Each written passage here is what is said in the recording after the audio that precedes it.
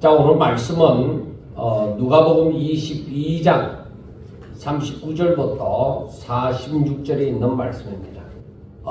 우리가 지난 그 25년 마지막 성령 예배를 드릴 때에 그때에 주님께서 마지막 때를 말씀하시고 우리들에게 경고와 그리고 초청을 말씀해 주셨습니다.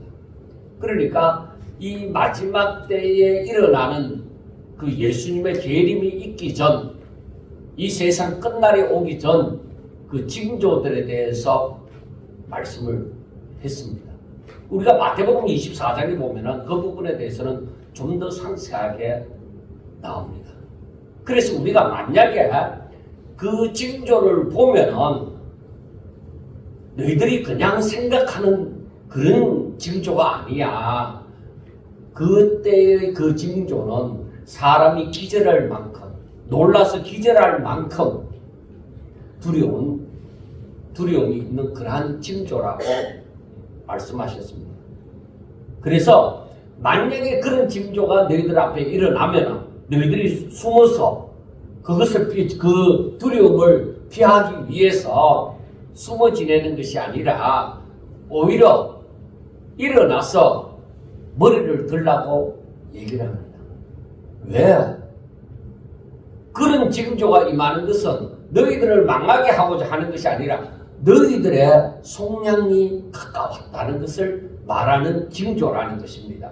어떤 사람들에게는 심판을 알리는 두려움의 징조가 되어지지만은 하나님을 진실로 믿는 사람들에게는 이것이 두려움의 징조가 아니라 우리가 정말로 기뻐하고 맞이해야 될 우리의 구원의 완성이 이른 그것을 알려주는 징조가 되어진다는 것입니다.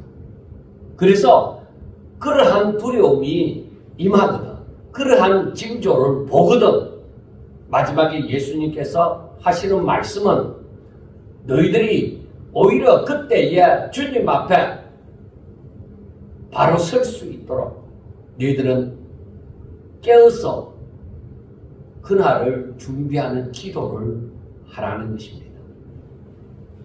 그래서 이제 오늘 이 누가복음 22장에 이르는 이 말씀은 우리가 잘 알고 있는 말씀이죠. 예수님이 감난산에 올라가서 저 겟세마네 동산에서 예수님이 마지막 하나님 앞에 드리는 그 기도입니다.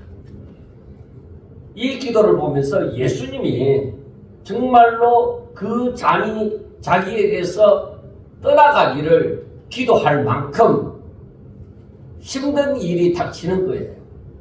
그러니까 육신을 가진 존재가 최고의 형벌을 받는 것이 십자가의 형벌입니다.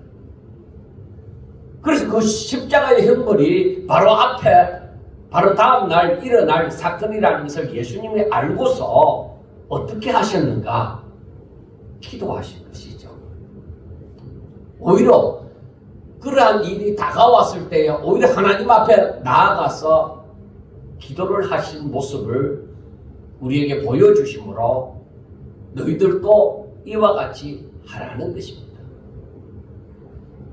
그래서 예수님께서는 우리가 앞에 누가복음 21장에서 성전 예배 때 본 것처럼 너희들이 그런 날이 임하거든 바로 너희들이 세상 끝났다, 야 이제 이 세상이 다 됐다, 그러므로 방탕함과 술 취함으로 혹은 염려함으로 너희들이 살면 안 된다는 겁니다.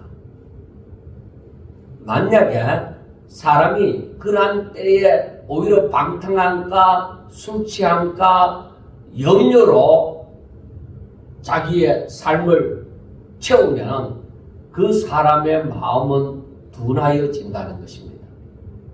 그래서 분별할 수가 없다는 것이죠. 그래서 그 말씀을 가만히 생각해 보면 바로 방탕함과 술 취함과 생활의 염려로 가득한 사람들에게 다가오는 것이 무엇이겠어요? 사탄이 다가와요. 사탄이 다가와서 그 마음을 미혹하는 겁니다. 마음이 둔한 자의 마음을 미혹하는 거예요. 왜? 그들은 분별이 잘 안 되니까. 마음이 둔해져서. 그래서 예수님은 너희들이 그렇게 방탕함과 술 취함과 생활의 염려로 너희들의 삶을 채울 것이 아니라 너희들은 오히려 그런 때에 오히려 하나님 앞으로 나오라는 것입니다. 그래서 예수님은 말씀합니다. 그러한 징조가 임하거든, 그러한 징조를 보거든 깨어 있으라는 겁니다. 그러니까 지금 우리는 아직까지 때가 멀었다, 아직까지 때가 이르지 않았다고 생각을 합니까? 아니요. 제가 바라볼 때는 때가 이르렀다는 것입니다. 곳곳에 지진이 일어나고 기근도 일어나고 기후의 변화도 일어나고 전쟁의 소식도 들리고 해답이 없는 세계의 그 물결을 바라볼 때에 때가 이르렀다는 것입니다. 그러므로 우리가 이 시대에 해야 될 게 뭐냐? 가장 중요한 것이 하나님과의 관계입니다. 그래, 하나님과의 관계는 내가 정신 똑바로 차리고 하나님과 나와의 관계를 온전히 맺어야 될 때라는 것입니다. 그래서 주님의 말씀을 들어보면, 야, 너희들이 그날이 이르면은 그날은 도적같이 임하는 것이니까, 아무도 알지 못하게 임하는 것이니까 그때는 분명히 깨어 있어야 된다. 그리고 조심해라, 기도해라. 그런데 우리의 현실은 어떻습니까? 새해가 밝았지만은 마음이 가벼운 사람이 얼마나 되겠습니까? 나라의 형편도 불안하고 경제도 흔들리고 그리고 세계도 요동칩니다. 개인의 삶을 보아도 가정의 문제, 건강의 문제, 자녀의 문제, 관계의 문제, 일터의 문제. 새해는 우리 인사가 어떻게 새해 복 많이 받으세요 하고 얼마나 많이 주고받습니까? 근데 복이 그저 옵니까? 그러니까 인사는 그렇게 하지만은 걱정 근심이 너무나도 많은 새해입니다. 연말에 정부의 개입으로 환율이 어느 정도 떨어지긴 했습니다만은 이게 지속되기에는 너무나도 힘든 과정 속에 있습니다. 그래서 이를 10년에도 아직까지 이 환율은 그대로 어느 정도 지속을 하고 있습니다. 근데 많은 사람들이 우리나라의 경제가 이렇게 어느 정도 지속될 만큼 우리나라 경제가 탄탄하냐 했을 때에 불안하다는 것입니다. 그리고 미국의 행동을 보았을 때에 우리나라에 곧 어떤 일이 닥칠지 우리는 사실 불안한 그러한 시대에 살고 있습니다. 새해는 희망을 말을 하지만은 동시에 올해는 또 무엇을 겪어야 하나, 앞으로 세상은 어떻게 되어지나 하는 두려움도 우리는 갖습니다. 그래서 우리가 지금까지 살아보지 못한 세상을 살지도 모릅니다. 그래서 우리가 우리나라뿐만 아니라 세계의 모든 문제가 우리나라만 겪는 문제가 아니라 세계 모두가 겪는 문제가 되어져 버린 세상입니다. 그럴 때 우리는 이렇게 묻습니다. 주님, 깨어있으라는 말은 너무 우리들에게 부담이 됩니다. 왜냐하면 우리는 너무 연약합니다. 그럴 때 어떻게 해야 깨어있을 수가 있겠습니까? 그런데 오늘 이제 읽은 본문은 그게 바로 주님의 대답입니다. 주님은 우리들에게 이렇게 살라 하고 명령만 하시는 분이 아니라 주님이 먼저 본을 보이시는 분이십니다. 그래서 누가복음 21장에서 주님은 제자들에게 깨어 기도하라고 하셨고, 누가복음 22장에서는 주님이 직접 겟세마네 동산에서 깨어서 기도하는 장면으로 이어집니다. 그러므로 신년 예배는 새해 결심을 하는 날이기 이전에 예수님이 보여주신 믿음의 길을 배우는 날이기도 합니다. 새해를 바꾸는 것은 우리의 결심이 아니라 주님께 붙어있는 삶이 되어져야 새해를 바꿀 수가 있습니다. 그 삶의 출발점이 바로 예수님이 그 다음 세상을 위하여서 겟세마네 동산에서 기도하신 것처럼 바로 우리 삶의 출발점은 이 겟세마네 동산이 되셔야만 합니다.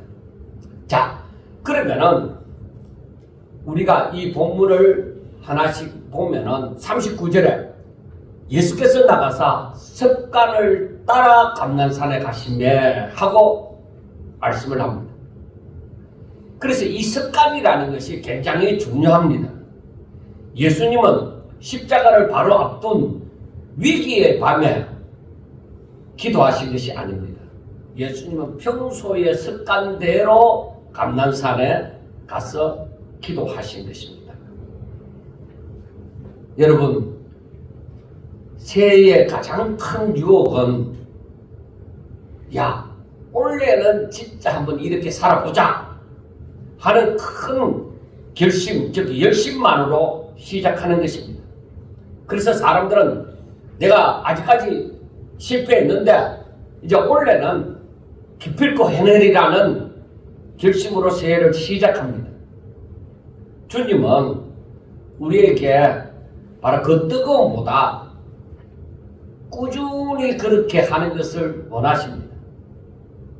우리가 클 때에 부모님이 우리들에게 바라는 것도 작심삼일이 아니라 결심을 했으면 꾸준히 하는 것을 부모님들이 많이 바랍니다. 그래서 우리는 어떤 큰 일을 하기보다 작은 일이라도 꾸준하게 하는 습관, 이 습관이 굉장히 중요합니다. 매일 우리 주님 곁에 머무는 작은 습관이 우리들의 영혼이 숨 쉴 수 있는 숨구멍이 되어집니다. 믿음이 성장한다는 것은 어떤 감정의 폭발이 아니라 우리의 일상의 반복에서 시작이 되어집니다.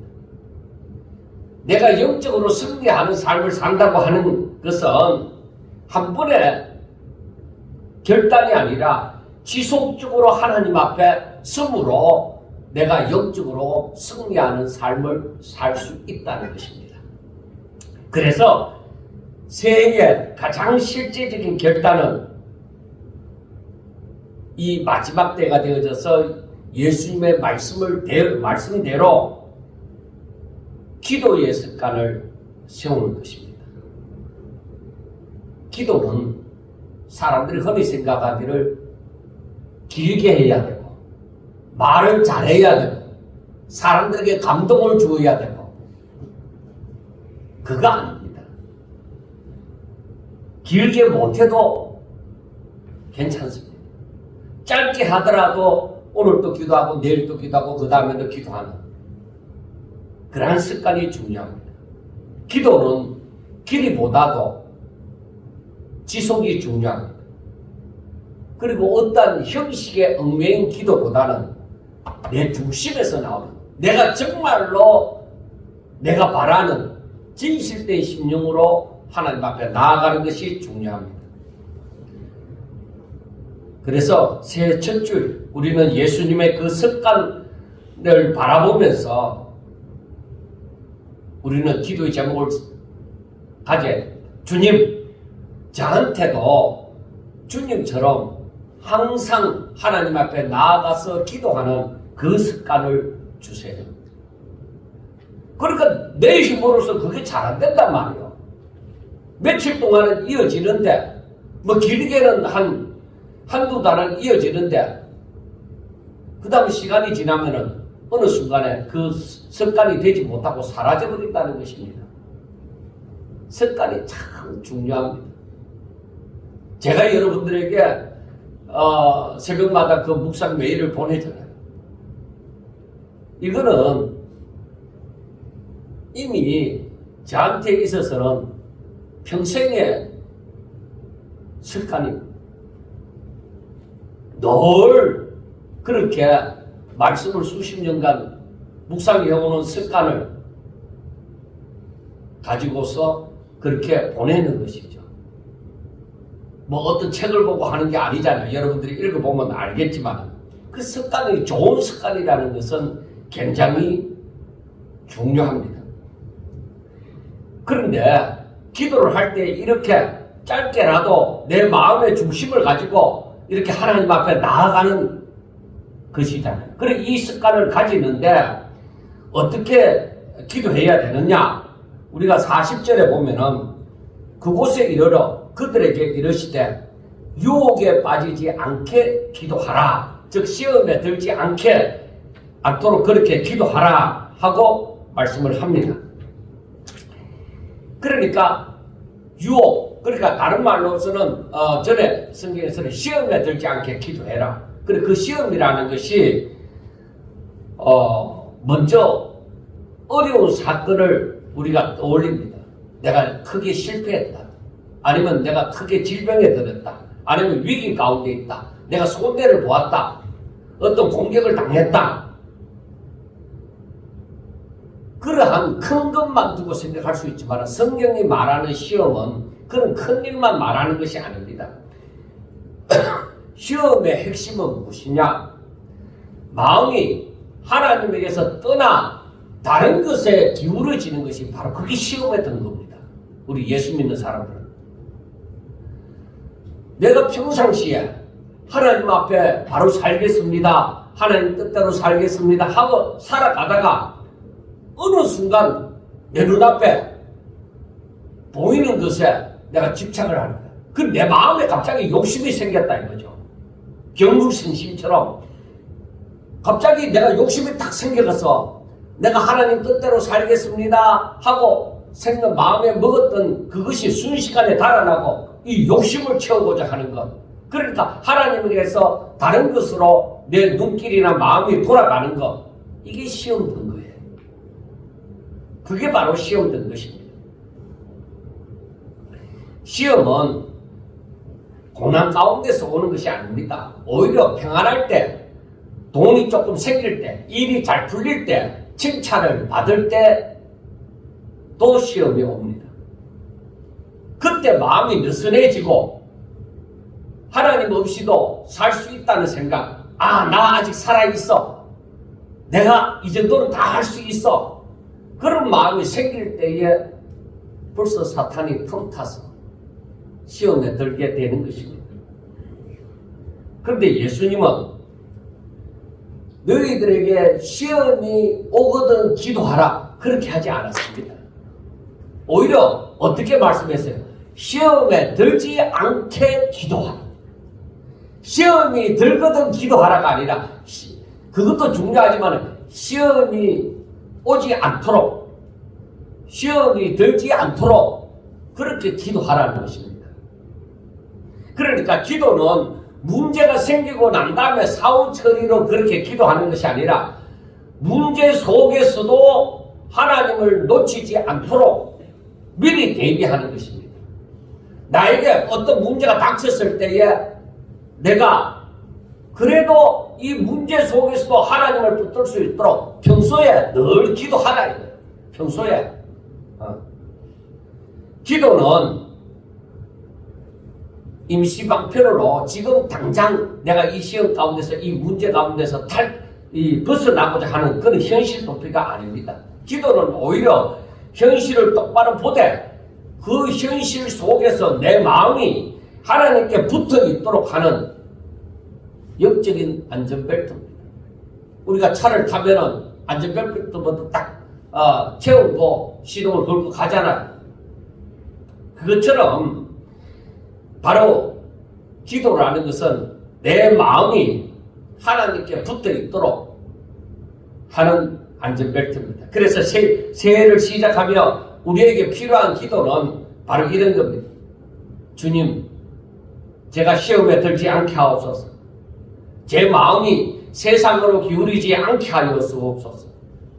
주님, 제 입술이 바로 세상 것을 찬양하지 않게 해주세요. 그리고 제 눈과 생각이 시험에 들지 않게 해주세요. 하는 것입니다. 그러니까 새해에 우리가 가져야 될 마음은 내 마음의 방향입니다. 내가 뭘 보느냐? 내 마음이 어떤 쪽으로 기울었느냐? 바로 그겁니다. 그러니까 내가 하나님께로 향하느냐, 나에게로 향하느냐? 바로 그겁니다. 그게 참 중요합니다. 그래서 기도는 그 방향을 하나님께로 되돌리게 하는 바로 은혜의 통로라고 우리가 얘기를 할 수가 있습니다. 자, 그 다음에 보면은 예수님이 어떻게 기도했어요? 41절에 그들을 떠나 돌 던질 만큼 가서 무릎을 꿇고 기도하여 하고 말씀을 합니다. 그 무릎을 꿇는다는 것은 뭐예요? 남자는 자존심이 있어서 사나이인데 아무 데서나 무릎을 꿇지 마라 그렇게 얘기하잖아요. 그런데 사람은 또 항복시키기 위해서 야, 네 내 앞에 무릎 꿇어 항복시키는 거잖아요. 그런데 예수님이 산에 올라가서 기도하실 때 무릎을 꿇고 기도하는 그 의미는 바로 하나님 앞에 항복입니다. 그러니까 돌 던질 만큼 떨어져서 무릎을 꿇고 기도하는데 예수님은 많은 유대인들처럼 많은 사람 앞에서 기도하지 않았습니다. 오히려 홀로 기도를 하는데 바로 이것은 어떤 것이냐? 우리 기도는 어떤 사람이 알아주도록 바라서 내가 사람들 앞에서 기도하는 거 그거 아닙니다. 그리고 어떤 즉 분위기나 형식이 아니라 기도는 하나님과 나와의 시간입니다. 하나님과 나와 지금 대화를 하는 시간입니다.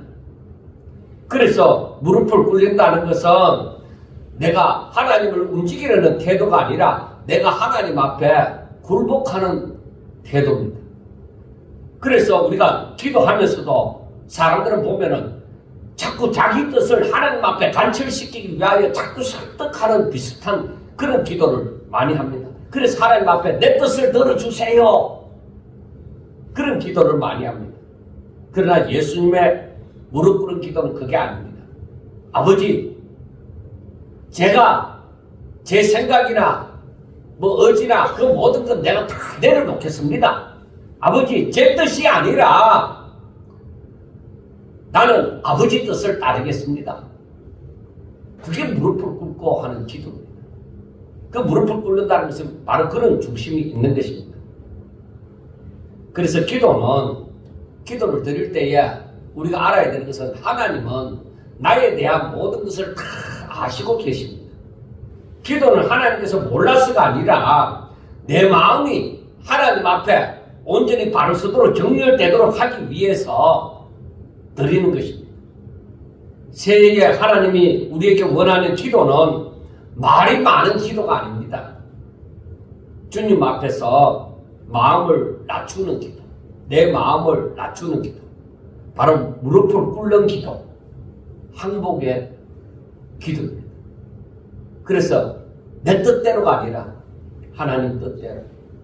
항상 우리 이 머릿속에는, 내 마음에는 하나님 뜻대로 살아야지. 하나님 뜻이 이루어지는 것이 내게 가장 행복한 거야. 그렇게 마음을 가지는 것입니다. 자, 예수님이 어떻게 기도했어요? 42절에 보면은 아버지여, 만일 아버지의 뜻이거든 이 잔을 내게서 옮기시옵소서 하고 말씀을 합니다. 이 잔은 십자가의 고난을 두고 얘기합니다. 그러나 단지 육체적인 고통만이 아니라 죄에 대한 하나님의 심판을 대신 담당하는 그 무게입니다. 그 주님은 참 하나님이면서 참 사람입니다. 그래서 예수님이 이 잔을 떠나게 해달라는 것은 바로 이 십자가가 떠나게 해달라는 것은 내가 육신을 가진 존재로서 바로 죄를 짊어졌을 때 십자가의 무게, 그러니까 십자가 형벌의 그 무게도 있지만은 그 고통도 있지만은 더 중요한 것은 예수님이 사람들의 죄를 짊어졌을 때는 뭐야? 죄인이 되잖아요. 죄인으로서 그 죄값을 치르는 거예요. 그러니까 그렇게 되면은 그 죄는 뭐요? 하나님과의 관계가 단절이 되어진다는 것입니다. 그러니까 이런 그 무거움이 바로 주님이 느끼는 것이죠. 그래서 우리가 알아야 되는 것은 문제는 우리에게 닥치는 그 두려움이 두려움 자체가 아니라 사람들은 이런 두려움 때문에 내가 아버지 뜻을 행할 때에 내게 다가오는 그 두려움, 무서움, 그것 때문에 그 사명을 던져버리고 내가 도망가 버리는 것입니다. 그게 문제입니다. 사람들이 하나님 뜻대로 살려고 마음을 먹습니다. 그 예수님도 베드로에게 얘기를 합니다. 야, 시험에 들지 않도록 기도해라. 그러니까 이 베드로는 내가 죽는 때까지라 함께 하겠습니다 하는 그 고백을 합니다. 그런데 사실 베드로에게 그 자기가 위기의 순간이 딱 다가왔을 때 예수님을 모른다고 부인을 해버리는 겁니다.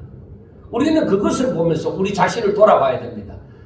나도 베드로와 같은 그런 성품이 있다는 것입니다. 예수님은 베드로가 예수님 앞에서 내가 얼마든지 예수님이 죽는 때까지라도 나는 생명을 걸고 따르겠습니다 하지만은 막상 그 두려움이 딱 닥쳤을 때에 버리고 도망가는 그 모습, 그게 바로 우리의 모습일지도 모릅니다. 그래서 사람들은 내가 마음의 작정을 안 했을가 아니라 마음의 작정을 합니다. 하나님 뜻대로 살겠습니다. 내가 죽는 때라도 주님과 함께 하겠습니다.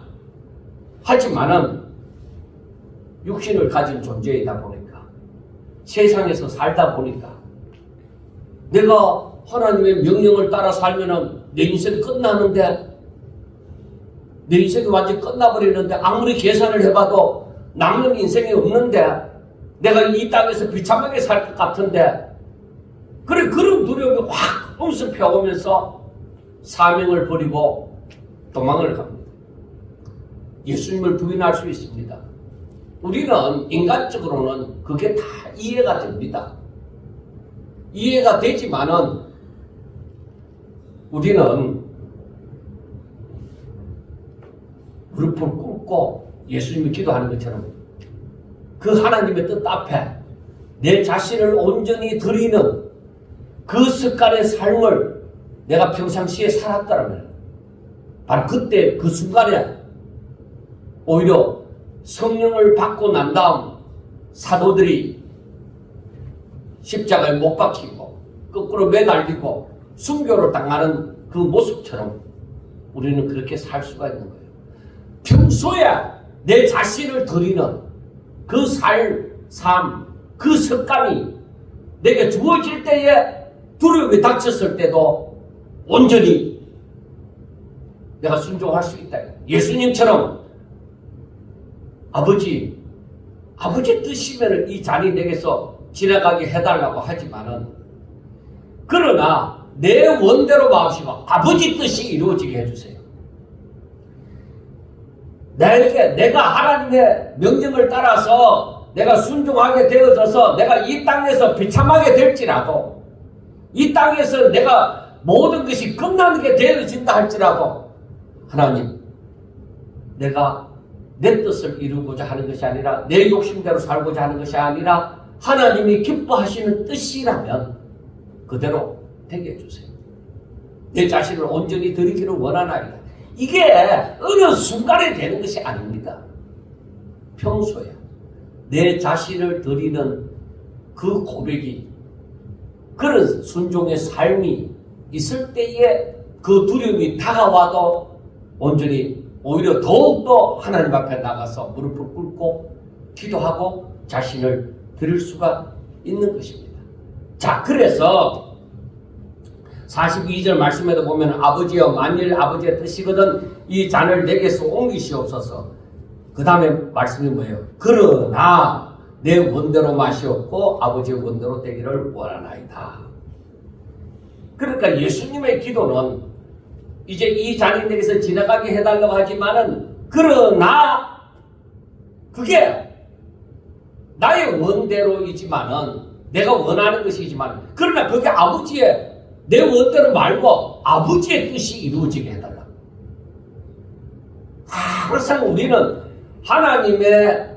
하나님께서 우리를 택하시고 불러서 바로 여기까지 왔다는 사실을 우리가 분명하게 깨닫고, 우리는 하나님의 영광을 위하여 보냄을 받은 존재라는 것을 분명하게 깨닫고, 내 삶이 하나님 아래에 있을 때에 가장 행복하다는 것을 깨닫고, 그렇게 평소에 내 자신을 쳐서 복종시키는, 그래서 내 뜻, 내 의지, 내 모든 욕심 다 하나님의 뜻에 굴복시키고 자신을 드리는 그런 삶을 습관적으로 살 수 있어야 됩니다.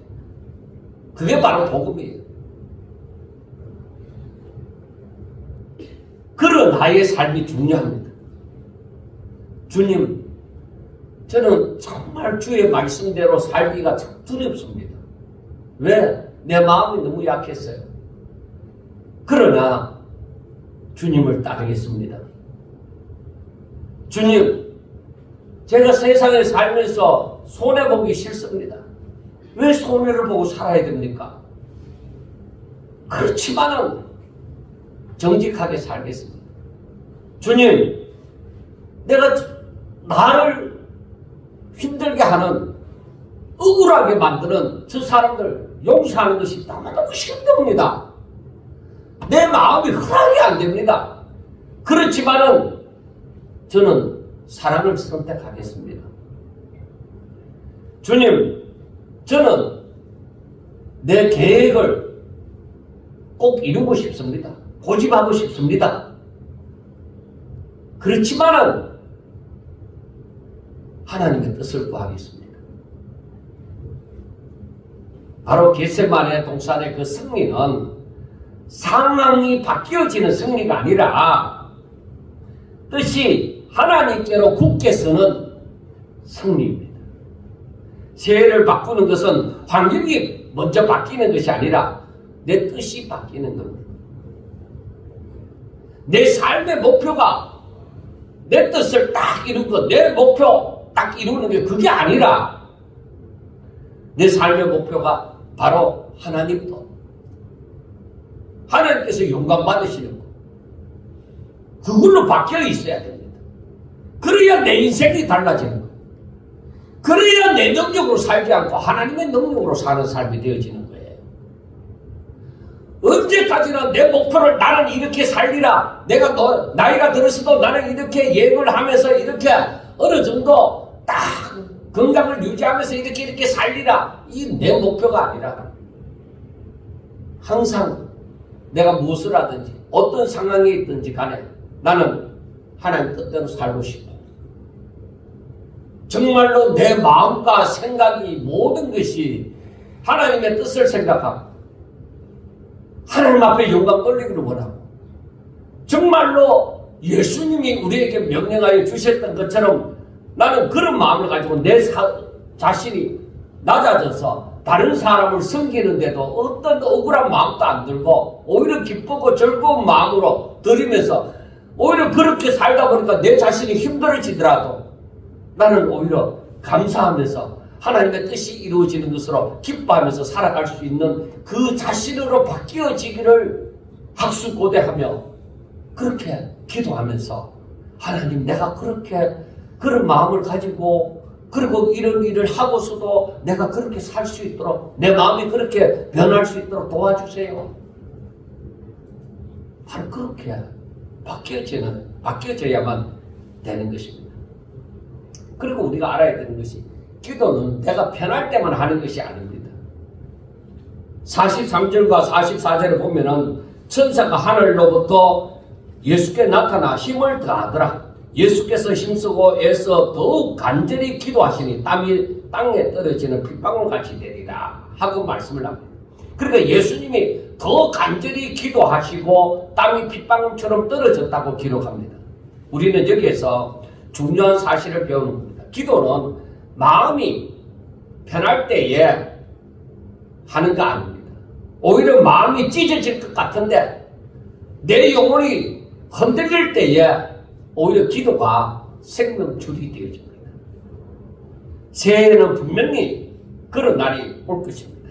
기도가 안 나오는 날, 예배가 힘들게 느껴지는 날, 말씀을 듣기도 읽기도 힘든 날, 내 마음이 갈기갈기 쪼개지는 날, 여러분 그러한 때에 기도를 포기하면 시험은 즉각적으로 다가옵니다. 그래서 기억하십시오.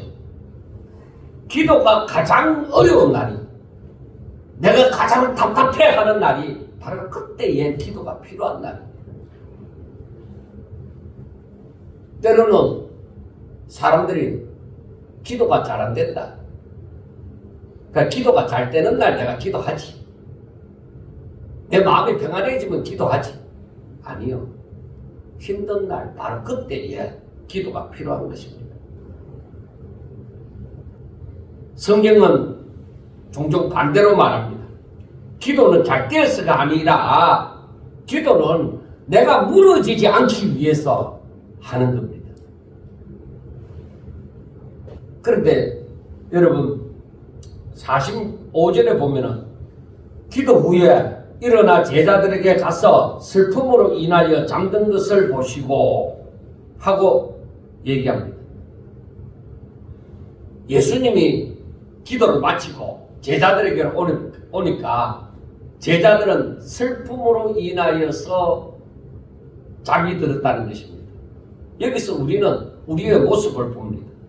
영적으로 잠드는 이유가 내가 방탕해서 쾌락 가운데 빠짐으로 그것만은 아닙니다.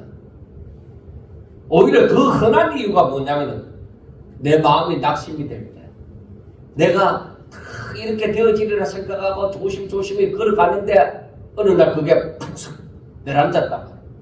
그럼 내 마음이 낙심이 될 때, 현실에서 소망이 보이지 아니하고 너무너무 가슴이 답답할 때, 어찌해야 될 바를 알지 못하고 가슴이 답답할 때, 그래서 내 마음이 너무 무거울 때, 그리고 아무리 노력해도 이 상황이 바뀌지 않을 때 지쳐가고 아무리 해도 소용이 없구나,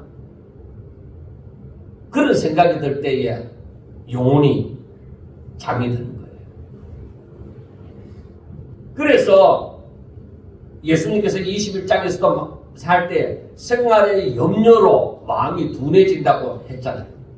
여러분, 기도를 멈추고 말씀을 멈추고 예배가 형식이 되어지고 마음이 굳어집니다.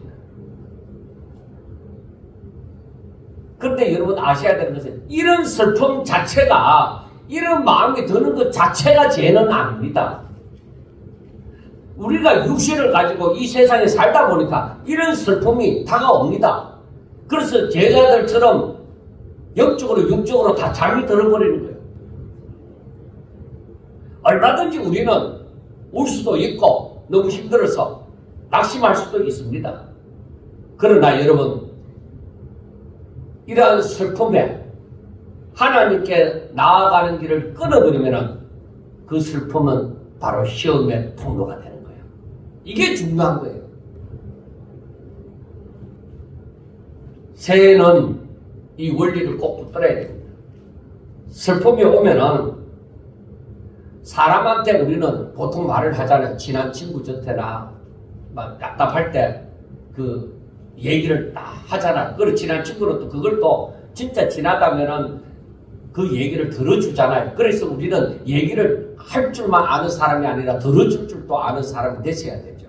그런데 슬픔이 오면 사람에게 말하는 것으로 끝내지 말고 먼저 하나님 앞에 말하세요. 하나님 앞에 내 답답함을, 슬픈 이유를 조곤조곤 다 얘기하세요. 그리고 내 마음이 어떤지를 얘기를 하세요. 기도는 슬픔을 적시로 내가 기도하니까 마음이 시원하다. 그게 아니에요. 기도라는 것은 무엇이냐? 슬픔 속에서도 하나님과의 그 연결을 끊지 않게 하는 은혜의 겁니다. 그래서 우리가 기도하면서 이것을 한 번 기도하고 두 번 기도하고 세 번 기도하고 항상 기도할 때에 이 슬픔 가운데 기도할 때 그렇게 기도하세요. 하나님, 나를 인도해 주세요.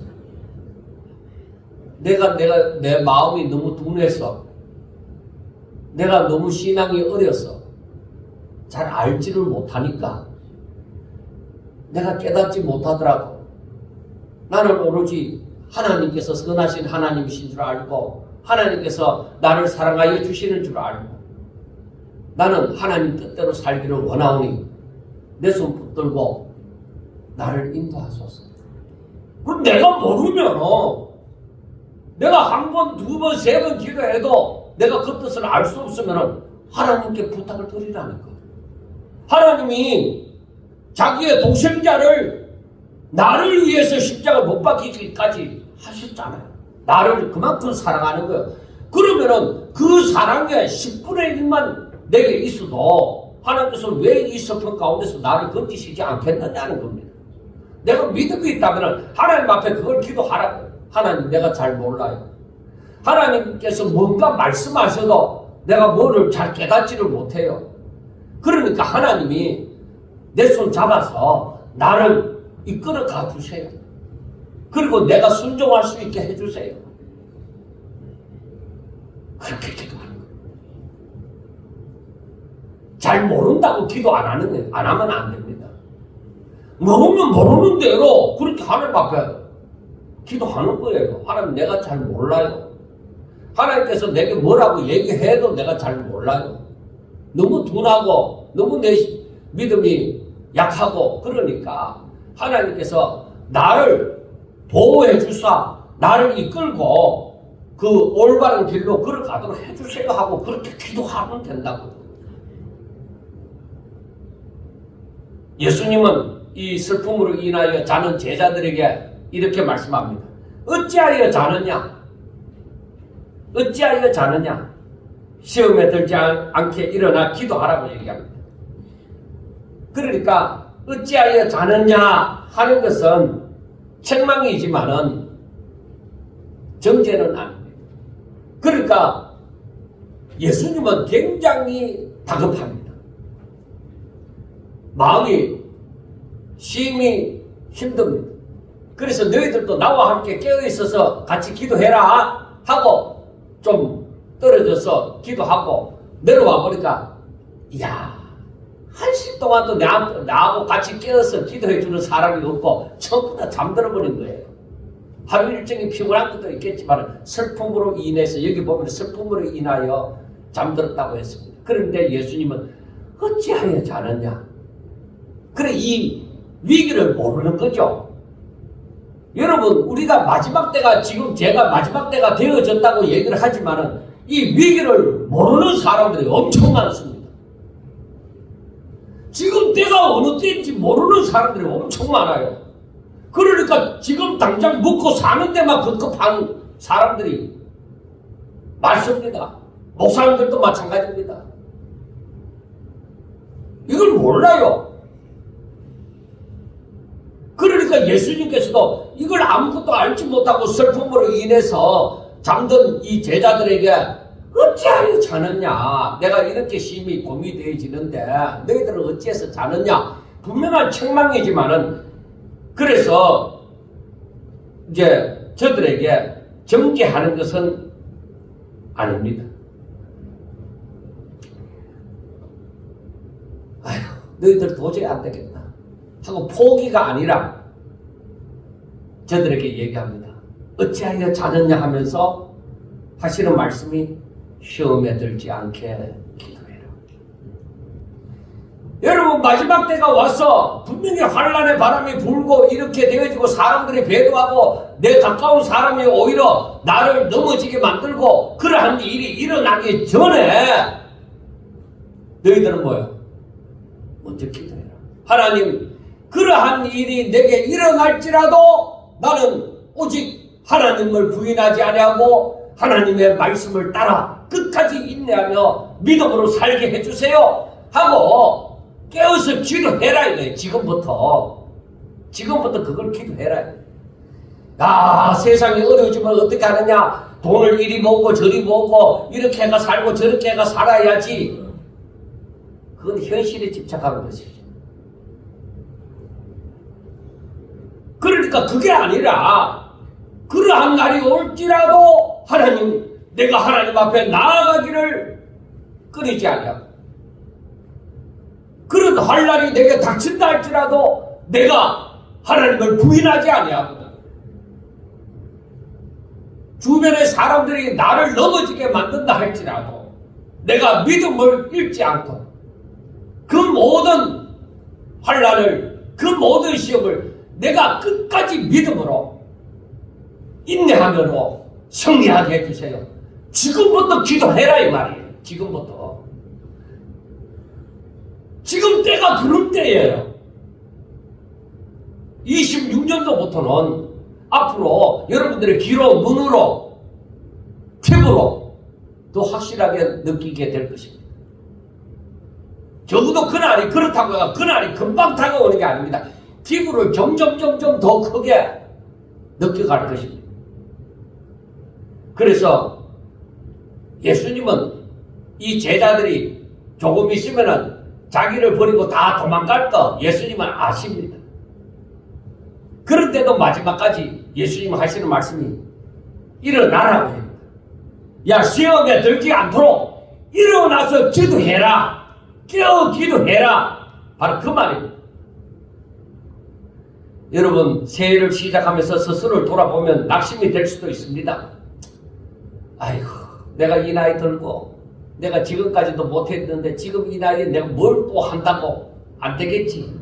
넘어가겠지. 믿음이 없으면 쓰러질 수 있겠지. 별다른 방법이 없잖아. 내 같은 게 뭐 하나님이 특별히 대단한 존재라고 하나님이 날 사랑하겠나? 날 붙들어 주겠나? 그렇게 생각할 수도 있습니다. 여러분, 그런데 주님이 말씀합니다. 어떻게 해서 자고 있느냐? 얘들아, 시험에 들지 않도록 일어나라! 다 일어나! 일어나라! 그렇게 얘기합니다. 왜 그렇게 아십니까? 곧 있으면 이 제자들이 주님을 부인하고 다 도망갈 줄 알지만은 이 제자들에게 일어나라고 얘기합니다. 시험에 들지 않도록 일어나라. 그리고 뭐라고 얘기해요? 기도해요. 그래, 그 말은 여러분 우리가 성경을 보면서 잘 알지만은 하나님은 상식을 통해서 일하시는 분이 아니십니다. 하나님은 전지전능하신 분이십니다. 상식이 뛰어넘는 방법으로 하나님은 일하십니다. 여러분, 여름에 우박이 옵니까? 여름에도 우박이 와요? 지금 뉴질랜드는 창문을 깰 만큼 며칠 전에 뉴질랜드는 여름이거든요. 한창 여름이에요. 지금 한여름인데 우박이 내려가고 난리가 났어요. 아무도 이해를 할 수가 없어요. 저는 순간적으로 그걸 보면서 느끼는 것이 우리나라가 겨울이니까 우박이 왔구나 이렇게 생각했는데 가만히 생각해 보니까 거기가 여름이야. 1월달이면 한여름이단 말이에요. 또 우박이 내려가고 난리가 나. 그러니까 앞으로 여러분들이 생각해야 되는 게 앞으로 이러한 마지막 때의 징조가 일어나는 일은 우리의 상식을 뛰어넘는 일이 일어날 거다. 징조도 상식을 뛰어넘는 것이요. 하나님께서 우리에게 역사하시는 것도 상식적으로 일어나는 것이 아니라 열심히 노력하면 먹고 살지 하는 그것이 아니라 상식이 아니라 상식을 뛰어넘는 방법으로 하나님께서 자기를 독생자를 내어줄 만큼 사랑하는 그 사람들을 위해서 상식을 뛰어넘는 방법으로 역사하실 것을 믿습니다. 아멘 좀 하세요. 아멘. 예, 감사합니다. 그렇게 믿어져야 된다는 말이에요. 저는 답답해서 하는 얘기. 심각하게 느끼셔야 되는 거예요. 이게 우리에게 곧 닥칠 일이니까. 우리가 살아있는 동안에 닥칠 일이니까. 당장 내일 죽지 않는 이상. 그래서 이게 안타까운 거예요. 그래서 제가 요즘에 어딜 가나 목사님들을 만나는 누구를 만나든지 어딜 가든지 하는 얘기할 거예요. 오늘 잘 살아라. 오늘 하나님 앞에서 잘 살아라. 내일은 하나님이 주시면 있는 날이고 오늘은 지금 내게 주어졌으니까 오늘 하나님의 이름으로 잘 살아라. 그렇지만은 사람들에게 얼마나 먹혀 들어갈지는 모르겠습니다. 잘 안 듣는 것 같으니까. 그게 안타까운 일입니다. 사랑하는 우리 새생명교회 성도 여러분, 정신 차려서 깨어 기도하는 자가 되세요. 이제 올해부터는 이제 점점 더 우리가 살면서 제도가 바뀌어지는 것을 느낄 겁니다. 이건 우리나라만의 문제가 아니라 세계의 문제로서 바뀌어져 갈 것입니다. 전쟁의 소식은 여기저기서 이제 들려질 것입니다. 여기저기서 지진이 일어날 겁니다. 여기저기서 기근의 문제가 생기고 이상기후의 상징들이 일어날 겁니다. 이제 사람들에게서는 믿음을 찾기가 힘들어 보입니다. 그렇지만은 그 가운데서도 이 말씀을 듣는 저와 여러분들이 정신 차려서 오히려 하나님 앞에 아름다운 믿음을 내보이는 우리 하나님의 기쁨이 되는 우리 새생명교회 성도들이 되시기를 주의 이름으로 축원합니다.